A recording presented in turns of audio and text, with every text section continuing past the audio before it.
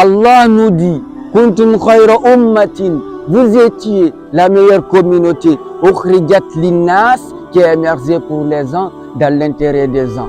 Pourquoi? Parce que vous ordonnez le convenable, répandez le bien, vous éradiquez le mal. Wa tu'minuna billah, et croyez en Allah. Wa tu'minuna billah, dans ce verset, a été placé après le fait d'ordonner le bien et d'interdire le mal.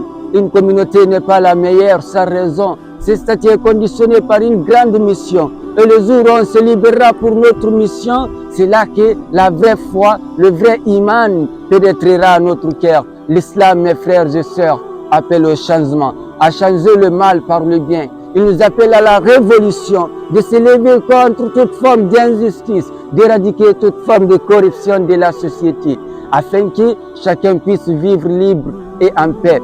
Si l'islam n'appelle pas de grands changements, c'est que ce n'est pas l'islam qu'Allah a révélé. Si notre discours n'appelle pas cette responsabilité, c'est que c'est un islam trafiqué et dénaturé. Attention, il ne s'agit pas ici d'ordonner ou d'interdire les petits principes secondaires, des pratiques accessoires sur lesquelles les musulmans eux-mêmes divergent. Non, les libertés individuelles doivent être respectées et préservées. Par contre, nous n'avons pas le droit de nuire aux autres et à notre environnement. Il s'agit bel et bien des valeurs communes qui améliorent l'état du monde lorsqu'elles se répandent ou le dégradent si elles se propagent. Si tu partages avec moi cette envie de changer le monde qui t'entoure, alors reste avec moi et écoute-moi jusqu'au bout. La première question que tu devrais te poser, c'est comment faire. Oui, évidemment, c'est d'appliquer le Coran, mais chasse que je t'en parle tout le temps dans mes vidéos. Aujourd'hui, je vais appuyer sur un point essentiel. C'est un point sensible, mais il est fondamental. C'est que toi, personnellement, tu dois changer. Tu dois changer de mentalité. Ton destin dépend en grande partie de tes choix. Ton destin dépend en grande partie de tes décisions. C'est tout aussi vrai au niveau communautaire. Notre destin dépend en grande partie de nos choix et de nos actions. Chaque chose que l'on fait a une conséquence sur nous et sur les autres. Que ce soit dans ce monde ou dans l'au-delà. Tout ce que tu feras de ta vie aura une répercussion pour l'éternité. Tout ce que tu feras dans ta vie résonnera pour l'éternité.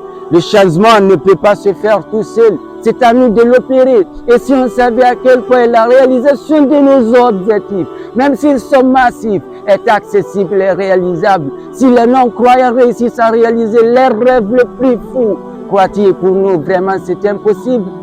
Crois-tu pour nous vraiment c'est impossible? Mais non, laisse-moi te dire quelque chose que tu sais seulement déjà. Ce monde n'est pas fait que des colombes et d'arc-en-ciel. Ici, il n'y a pas de pitié pour les faibles d'esprit. Peu importe ta force physique, si tu n'es pas costaud mentalement et spirituellement, tu seras mis à genoux. Si tu ne te défends pas, que tu ne luttes pas, tu seras laissé à l'arrière avec les victimes et les morts vivants.